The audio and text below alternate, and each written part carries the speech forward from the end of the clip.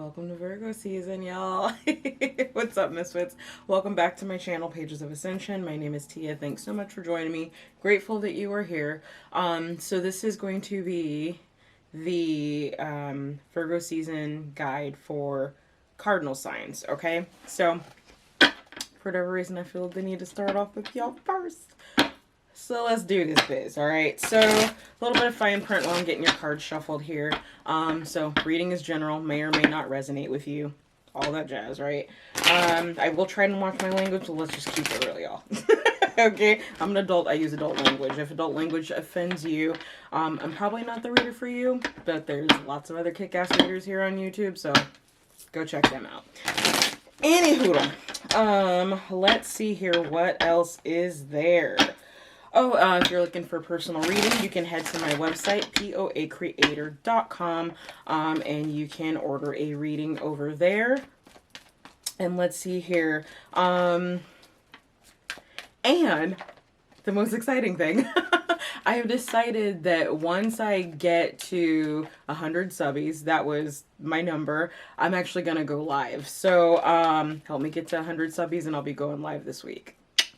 Okay, and then another announcement, I am going to start back doing the midweek collective check-ins. I swear I can talk. So those usually come out on Thursday, so make sure you subscribe and hit that bell to make sure you're notified when those come up, okay? All right, so let's go ahead and get your cards out, love. So hope everybody's doing well. Times are interesting, a little volatile, little, but you know, I feel like most people, you know, the average citizen is doing the best that they can right now. So keep your head up. Things don't stay the same all the time. That's just not the way life works. That's the wheel. The wheel is always changing. Sometimes it changes in your favor. Sometimes it goes the other direction. All right, just take it in stride. Okay. And there we go. So have a little patience with me on this as I get your cards out, as I am looking for a tipping point in this reading, so I have to shuffle out a total of 7. So that takes a moment. Two mo. Yahtzee. Okay. One more again. And there we go. Okay. Of course, I like to finish on my shuffle, because I'm a little OCD that way. Okay. So.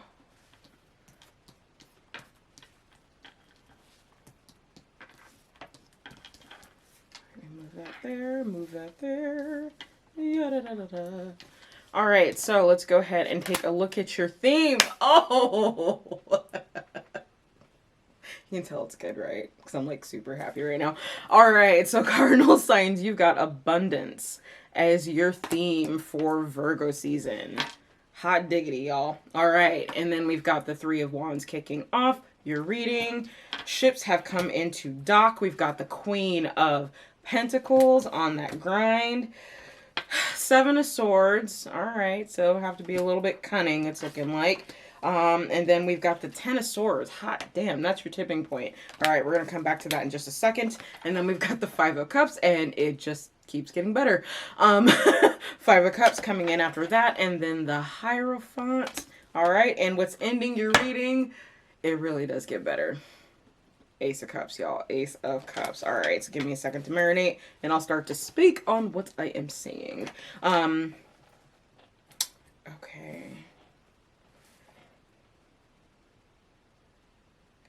That's so crazy. So there's this saying, especially when it comes to law of attraction, right? That typically in order to gain something, you must lose something. I feel like this is literally played out in my life in the last 2 weeks. Anyways, like I digress.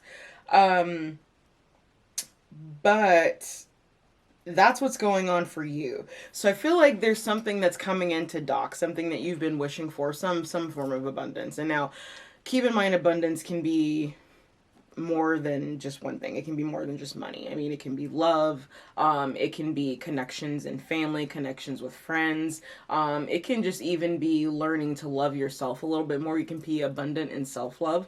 Okay, either way, there is something coming in for you, okay, that's going to lift your status up, that's going to bring you into this Queen of Pentacles energy. The Queen of Pentacles energy, it's the mother. She's on her grind, especially financially. She knows how to save her resources, but also be abundant with them. Because you can save your money, but then you can also turn into a miser. So there is a line there, okay, if you dig what I'm saying. Now the tougher part, okay? With the Seven of Swords coming in, I feel like whatever this is coming in, you need to be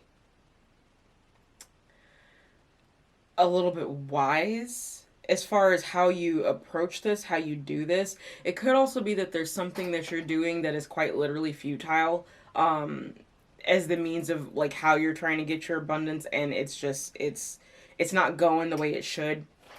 But more so what I feel like with the Seven of Swords, I feel like this is external to you, especially because of the fact that it's connected with the Ten of Swords and the Five of Cups. This feels like conflict, the loss that it is that you're experiencing in order to get this gain of abundance, okay?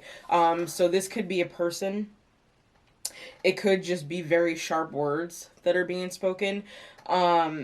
The fact that you're sandwiched between the Three of Wands and the Ace of Cups, it makes me think that it's something financially tangible that you've possibly had to lose, but you're going to gain so much more in that financial tangibility, okay? And then if, you know, the other side of it being love, it's possible that someone has exited your life or is in the process of exiting your life in Virgo season, and yeah, you're not feeling super hot about it, okay, with this Five of Cups. However, there is new love coming in, okay? Now keep in mind, aces are just seeds. They're not guarantees. You still have to do the work. Okay, so during this time or after this upset, what the Hierophant is suggesting for you to do is to take this time out to heal. Take the time out to sit and get with self and reflect on this situation and, you know, how you got into this situation. You know, what it may mean for you, especially if there were like resources tied in, okay? Resources tied in with this partnership. And then more than anything, especially when it comes to partnerships that you are separating from, I always find it's really good to look back and think, where were you when you got into that partnership? Because sometimes partnerships will split. You'll split with that person because you're no longer on the same wavelength. I feel like I'm literally talking to myself right now. But, you know, so say that you get together with someone when you're at the lowest vibration that you've ever been in your life, okay? And as you go through this time with this person, you're slowly working on yourself and they're still staying the same. They're not growing. But here you are growing internally, coming into this Queen of Pentacles energy, okay? You get into this Queen of Pentacles energy and you look around and you're like, you're not what I want. I'm going to go. Right? So when that happens, I feel like it's always really good to reflect on your own energy, like how that has improved, you know, how that has grown, how you have grown, because often when, and this kind of goes back to that saying, and I'm sure you've all heard it at this point, or at least most people have heard it, about friends who come through, or people who come into your life more specifically. Some are there for a season, a reason, or a lifetime. This person that is exiting your life was a reason, it feels more like, or even a season, okay? It could have been teaching you how to learn to deal with disappointment in its forms. It could have been trying to teach you how to recognize when someone does not have your growth in mind along with their own, someone who's not really willing to grow with you. It could also just be like learning when someone is toxic in your environment and learning to recognize those signs, learning basically when to hold and when to fold, okay? I do feel like this person was probably really sneaky. We're not going to talk about them because they don't matter. Because bookending that are these two cards. The Queen of Pentacles and the Hierophant, okay? So that's the energy that you're in. You're in the Queen of Pentacles energy, and now you need to go into the Hierophant energy. Virgo, okay? A Hierophant can often represent Virgo for me, along with Queen of Pentacles. Now, you need to reflect on and give yourself time to heal from this, because what I'm feeling like is that if you don't, you're going to miss the boat. You're going to not see that the boat has docked. You're not going to see the abundance that is literally trying to land on your doorstep. And you may miss this opportunity in new love because you're caught up on what happened and what was. Okay? Let's go ahead and get into our clarifiers. Oakley dokley. So if I didn't mention it earlier, actually, I don't think I did mention it earlier. For your primary deck for the reading for this month is the Sun and Moon Tarot. It's actually one of my favorite decks, and it's often the one that I will use for you if you order a love reading for me. It's got that great imagery on it. It's very, very, very beautiful deck. I've actually done an unboxing video on this. It's a little long because I do cover how to cleanse the deck, how to cleanse like a new tarot deck. When you get it, and I, give the example with this particular deck. So if you don't want to watch that, go ahead and skip it. But I do actually cover the Sun and Moon Tarot and do a flip through for that deck if you'd like to get a little bit deeper of a peek.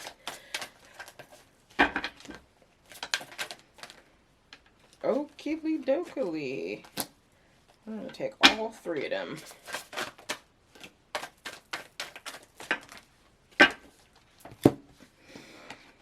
Okay. Interesting. This is Emperor energy. That's what's docking. So, and nothing has come up yet. Okay, but I kind of feel like you might have been dealing with the Page of Swords energy here. Someone, or I'd say a mix of Page of Swords and maybe even Page of Wands. Someone who is very cutting with their words, was never consistent, kind of didn't necessarily know where you stood most of the time with this person, okay? And now Big Daddy's coming in, okay? We've got the father coming in, all right? So that's Emperor energy. Nice. Okay, yeah, and Hierophant energy as well. So this person could be an earth sign. It's very likely that they...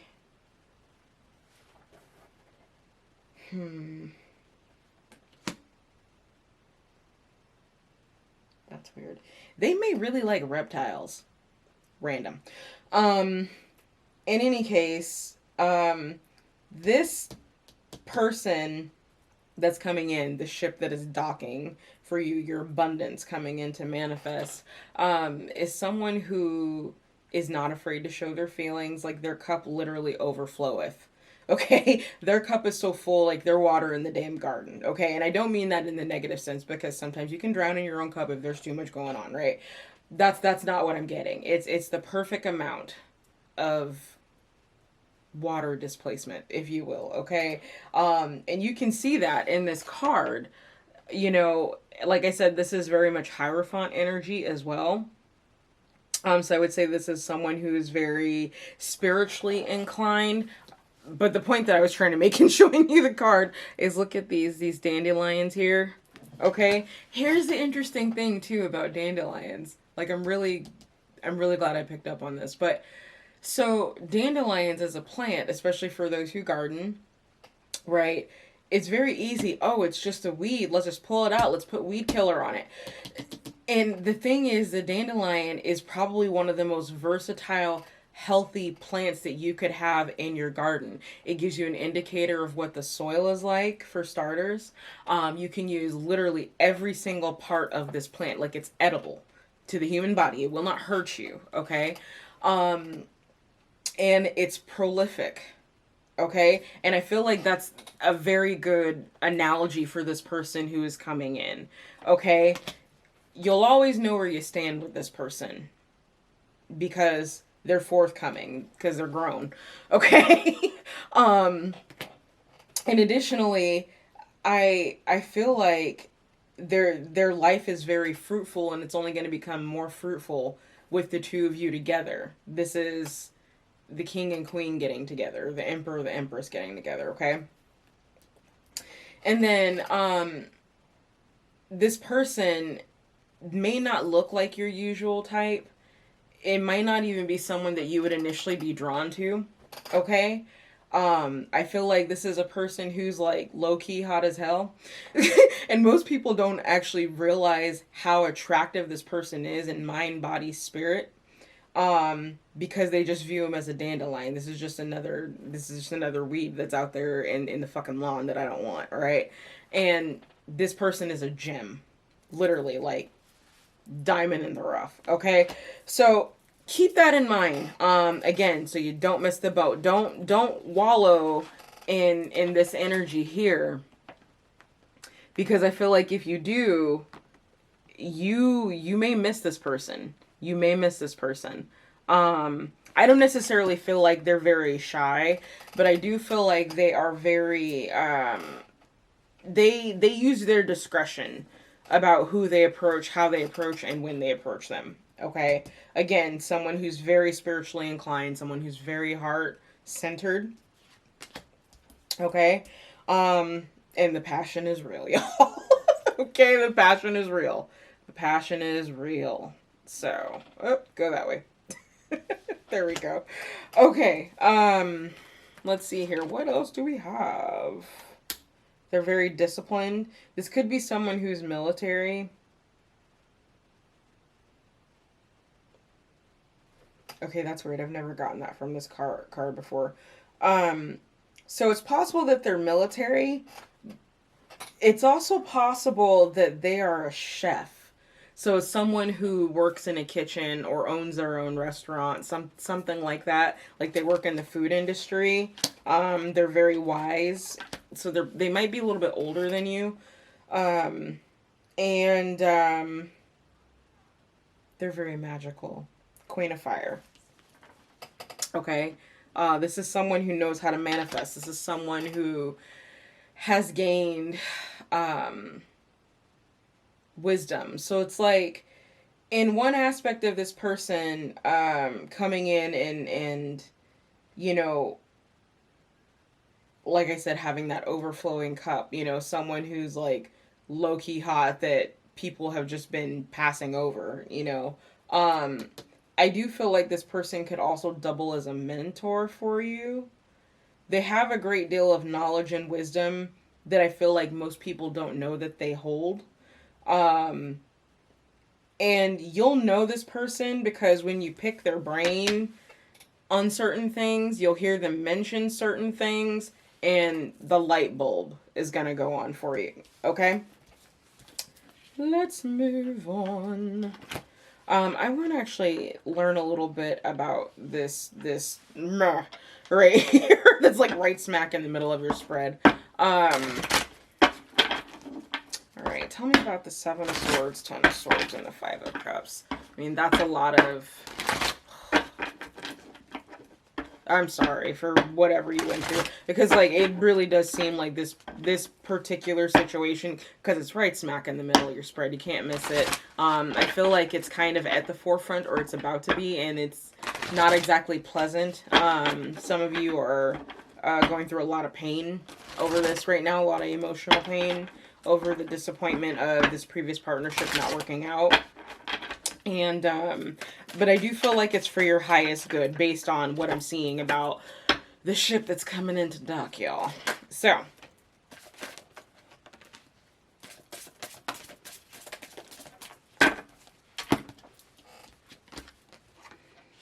whew, okay, yeah, so you were definitely dealing, with someone who is very cutting with their words. I got that confirmed here with the Queen of Air. This is someone who was